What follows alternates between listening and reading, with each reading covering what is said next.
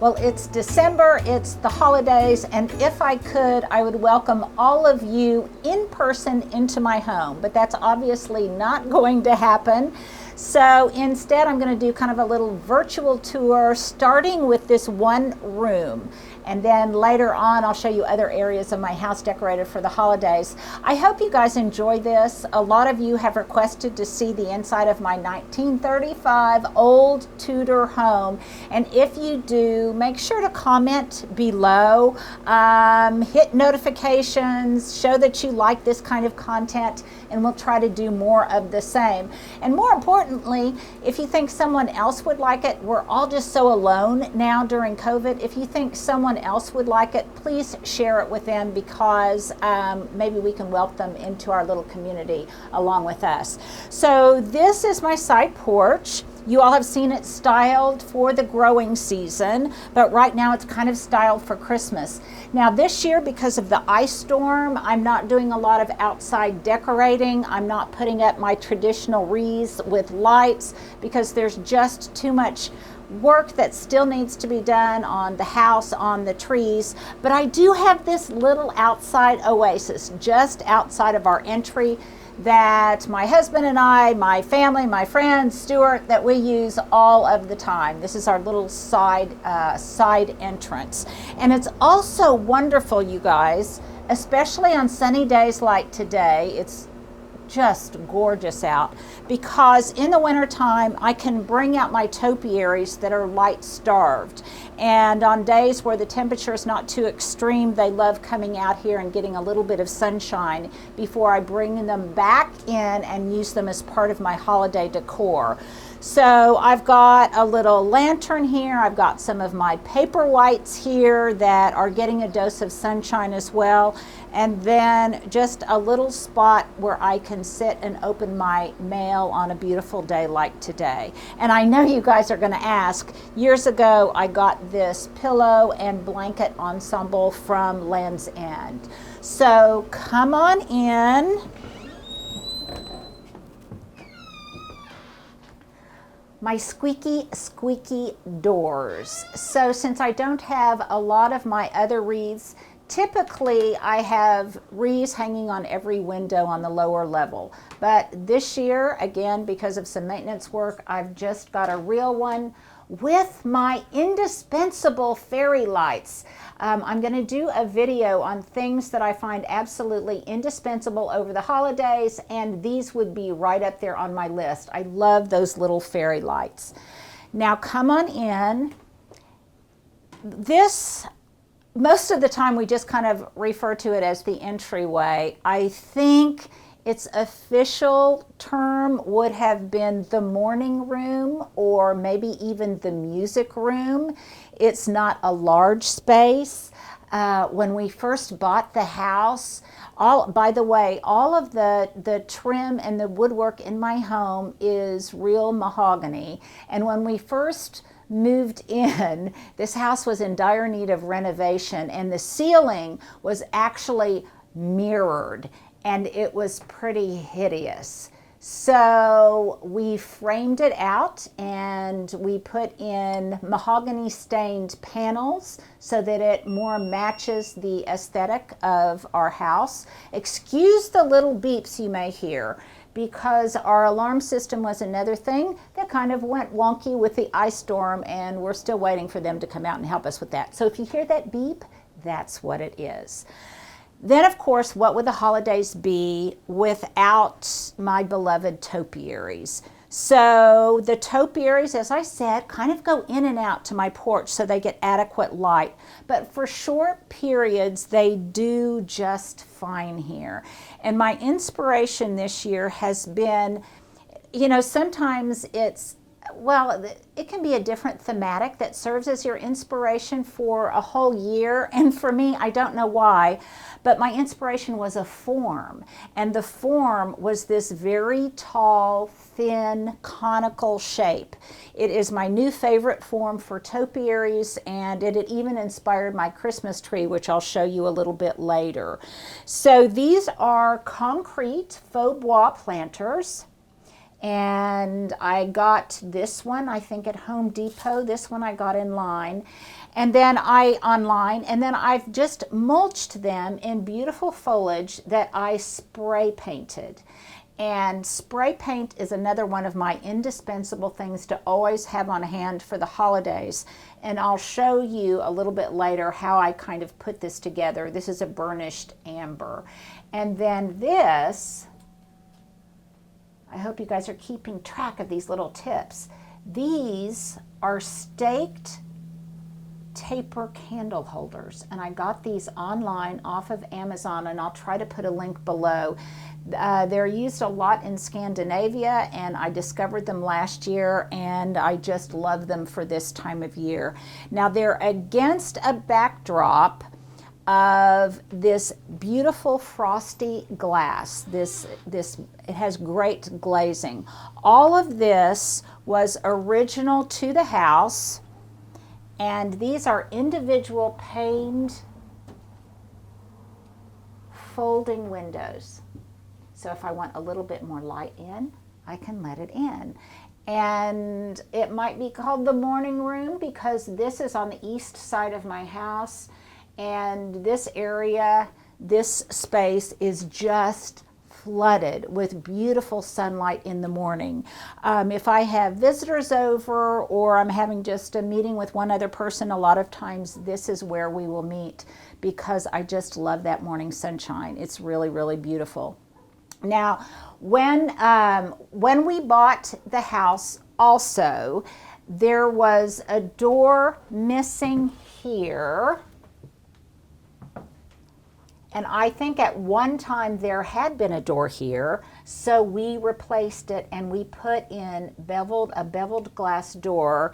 And Stuart might give you a little hint of what's beyond there. That's my living room. And I'll do a little tour of that space later. Now, all of my rooms, but this one in particular gets a seasonal makeover, and not just with kind of my topiaries and greenery and Christmas decor, but it gets a makeover in another way. As soon as the weather turns cold, out comes all of my plaid blankets. I have a number of different plaid Scottish rugs, they would be called. Some of them literally came from Scotland when we went there visiting. And out goes the plaid, and you can see what was here formerly. Underneath here was my summer version. But once it gets cold, I like to switch these out, and I like the color palette of it, and I like the vibe, the kind of Ralph Lauren-ish vibe that it gives to the room. Now, contributing to that are, some of you may want to know about my antlers, and those things. Those were largely a part of my husband's brother's collection. He was a naturalist, and a lot of these belonged to him, and they serve a dual purpose as a hat stand or a hat holder, I guess, for us. And any kind of straw hats, summery chapeaus that may have been there before, my sun hats, are now replaced with all of my winter hatwear and my husband's winter hatwear. There's that beep again. We should have a drinking game. Every time you hear the beep, you take a shot. And this is where I kind of have my grab and go hats. One of my favorite touches, I mix it up probably like you. I mix things up every year in terms of my holiday decor. But one thing I put up every single year, and it couldn't be easier, is I love suspending one of these inexpensive dollar store Santa hats that I've added bells to from Sir Richard Burton, Sir Francis Richard Burton, who is one of my husband's heroes, a great adventurer and explorer. And then I just tucked in greenery and holly, and I love the way that looks, and I put that up there every year because I just like the whimsy against how staid and solemn he looks. The same thing happens over here with the coat rack. So out come the sweaters, any kind of our summery things, and this is where all of the winter stuff is hung. And there is another antler appointment that belonged to my husband that also is sometimes used as a coat rack. Now this area, we sometimes also refer to it as a bar, as our bar, because this is where we keep our other holiday essentials. This is where our guests make drinks when they come in, and it's kind of all here and pretty easily accessible. All of this was built in when we bought the house.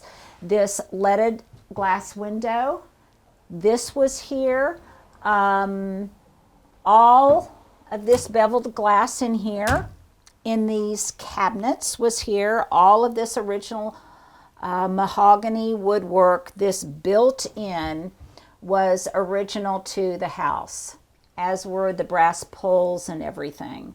And I like it because it's lit and it's a nice place for whatever the season is to put some kind of seasonal accoutrement out here to kind of greet visitors when they come in. So I really like it. A little bit more, a lot of you ask, well, where do I get my furniture? Where do I get those kinds of things? Most of them actually were gifted or belong to family members. I was single for a long time before I finally found a husband, and I did have some things when I was single that I brought to this house. This drop leaf beautiful wooden table belonged to my mom. She passed away last year in May, and this was in the entry hall of our family home. So that makes it a special piece to me. I really love it.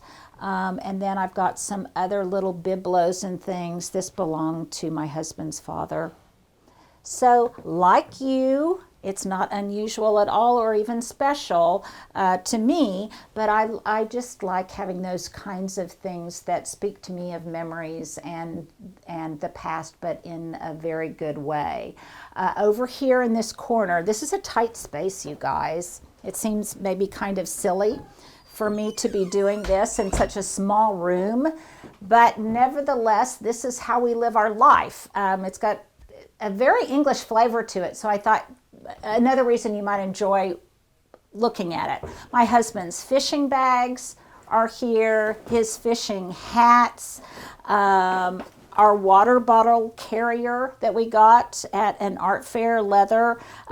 We've got some walking sticks in here that belonged to some dear family members, and this basket belonged to my mom. It was always kept on our front side porch at home. So this is kind of again, kind of one of those very English vignettes that I like.